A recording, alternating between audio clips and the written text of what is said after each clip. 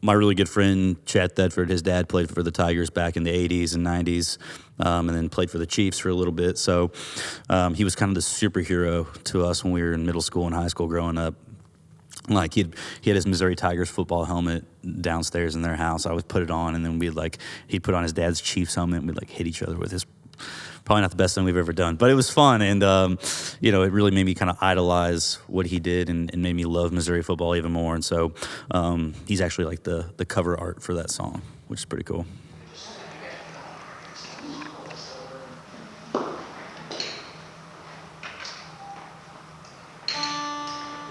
Hey, I'm Roman Alexander, and you're watching Nashville Night Sessions. McCoy Moore, who I wrote this song with, is not here, but the other guy I wrote this song with is Josh London, and he's here today. Okay. So we're going to sing Mama Smoked Cigarettes. For me, I went back to a picture I found of my mom when she was in high school. It's her sitting on the steps of the Kansas City Art Museum, and she's smoking a cigarette, and it's got purple hair, big spiky hair from the 80s. So that's where my mind was at. Play your favorite songs. It was Aerosmith and Andy Griffith, and Earnhardt's car would go the distance. Different times, not too long ago. My wife and I are starting to have kids, and so I was just like, it wasn't that long ago. My parents, had us, and just like, I thought they were kind of old and boring growing up, and I was like, well, I'm about to have kids. Are they going to think I'm old and boring? And kind of wrote it from like my wife's perspective of like young, wild, and free, and then starting to have kids, and that's kind of the vein that I put myself in when we were writing it that day. So easy, so it's easy to forget. But there was a time when Mama smoked cigarettes.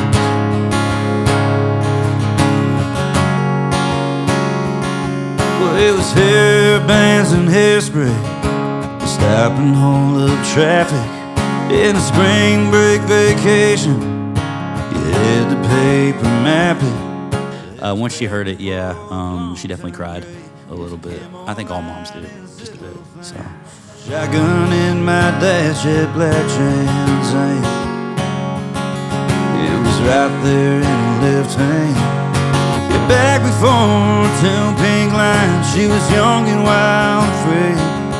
She used to be my Saturday night back when I was just a jam.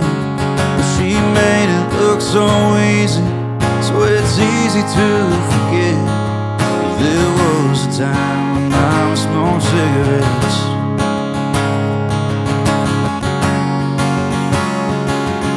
The day that she found mine, it wrecked her world. Yeah, I just had to remind her of the girl that back before 2 pink lines, she was young and wild and free.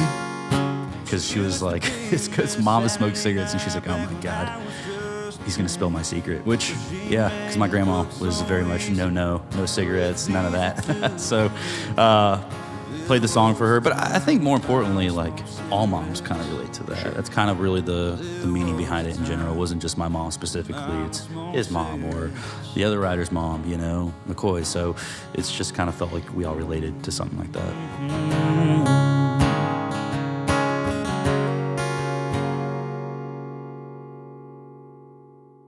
The end. Thanks. Thank you. I didn't know what to do with my hands. Felt like Ricky Bobby for a second. I was like, right here. Well, you got to play Missouri on My Mind next. Guess I do. Let me get my guitar out.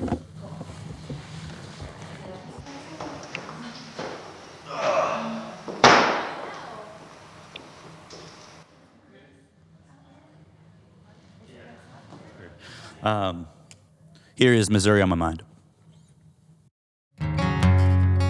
That's never really been my thing to like sing about football. But being from Missouri, the one thing I grew up loving was the Missouri Tigers. 7 months. Yeah, I've waited 7 months to wear this tape. M-I-Z, yeah, that's my team. Missouri has a kind of a spotty football history, and like I said, writing a football song was not something I was like anticipating to do. It's not typically my branding or what I try to go for, but I'm really proud of my state. I really love the state of Missouri. I think it's important to be proud of where you come from and who raised you there. Stadium lights, 3 beer buzz before halftime. My heart racing like it's 4th and 5 on a Midwest Saturday night. When October brings the cold, we paint these streets black and gold. It happens every year about this time. I get Missouri on my mind. I played it live actually at the University of Missouri last year. Sold out show. It was awesome to be able to go back to my home state and like pack it out. When we played it live at the very end, like they chanted the M-I-Z-Z-O-U to like the beat of the song, which was pretty wild. And that got me in my feels for sure. That was really cool. Something in them stadium lights, the 3 beer buzz before halftime. My heart racing like 4th and 5 on a Midwest Saturday night. When October brings the cold. I asked him, I was like, hey, can we write a football song today? And of course, Lucas was like, I'm all about it. Jared was like, okay, what team though? And I was like, the Missouri Tigers. He was like, sold, let's do it. I turned it in my publisher, and I got it. I don't know, man. It's about football. It's not really your thing. And then to kind of get my way, I sent it to the University of Missouri. I sent it to the athletic director, and he was like, I love this. I'm going to post it on socials and just see what we get, like people like. And it popped off. People loved it. Dave Neal ended up messaging me about it. And it kind of became this superstition that's the reason why they did well last football season. We paint these streets black and gold. It happens every year about this time. I went and got a tattoo that says M-I-Z right here. Dumbest thing I've ever done because it's not dumb. I love the tattoo, but dumb of me to go get a tattoo thinking that they were going to let me release a song because I got a tattoo. But I went back to the office. I was like, see, told you I'm committed. Now we have to do it. And sure enough, they were like, all right, put it out. Let's see what happens. And then it did its thing, at least in the state of Missouri, which is, cool to me.